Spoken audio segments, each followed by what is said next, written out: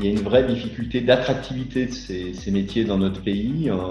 On a un vrai problème d'employabilité aujourd'hui. Les carrières ne sont pas suffisamment valorisées. On a d'abord beaucoup de temps partiel subi.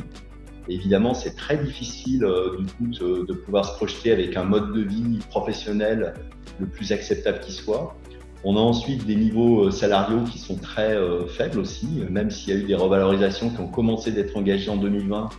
On voit bien qu'on a aujourd'hui beaucoup de personnes qui, parce qu'elles sont à temps partiel, gagnent moins du SMIC. Et donc évidemment, il faut qu'on aille beaucoup plus loin parce qu'on a déjà, je l'ai indiqué,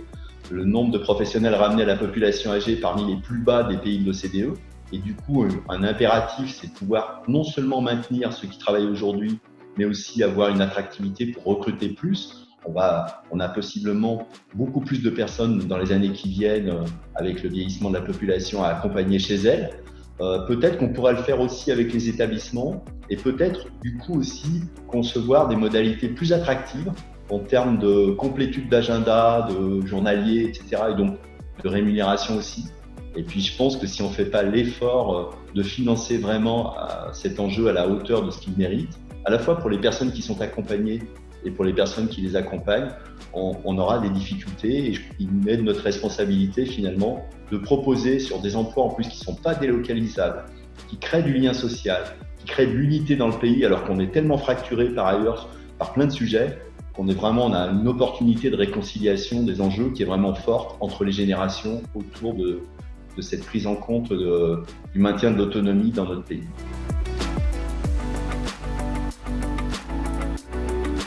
On a essayé l'année dernière d'engager une campagne de sensibilisation « Dites-leur merci » pour mettre en exergue le rôle joué par les professionnels de l'aide à domicile et du coup la nécessité de les prendre davantage en compte. On a prolongé ça cette année dans le cadre du groupe AEMA avec notre partenaire La Massif, avec une campagne Urgence Domicile qui est donc fondée sur le lien qu'on a créé avec 4 associations emblématiques du secteur pour là aussi vraiment montrer la nécessité d'accélérer, de prendre en compte et de valoriser aujourd'hui et dans les années qui viennent vraiment ces métiers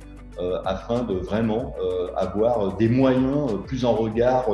des nécessités qui vont être celles du pays face au maintien de l'autonomie et notamment par rapport à la perspective qu'on vise tous, les uns et les autres, c'est de rester chez nous le plus longtemps possible. On va rentrer dans un monde d'interopérabilité, de lien aussi entre les établissements qui accueillent des résidents et le domicile de personnes afin de mobiliser des professionnels quand c'est nécessaire en soutien du domicile et éventuellement de financement additionnel si c'est nécessaire. Nous, on a proposé le schéma d'une assurance obligatoire à partir d'un certain âge, lié à la complémentaire santé.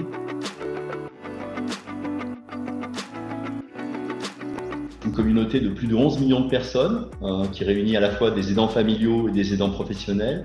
avec, comme l'a montré le rapport Libaud, une contribution économique qui est très forte, près de 18 milliards d'euros si on consolide l'ensemble. Et on est aussi un pays, si on se compare aux autres pays de l'OCDE, où le taux de professionnels ramenés aux personnes âgées accompagnées est le plus bas, dans les plus bas en tout cas, et donc qui montre bien aussi l'effort qu'on va devoir faire pour être à la hauteur de l'enjeu de la société de la longévité, c'est-à-dire la capacité à accompagner longtemps des personnes chez elles, afin de leur permettre de garder leur capital autonomie le plus longtemps possible. C'est vraiment l'enjeu de la société de la longévité, chez nous et ailleurs, et chez nous particulièrement compte tenu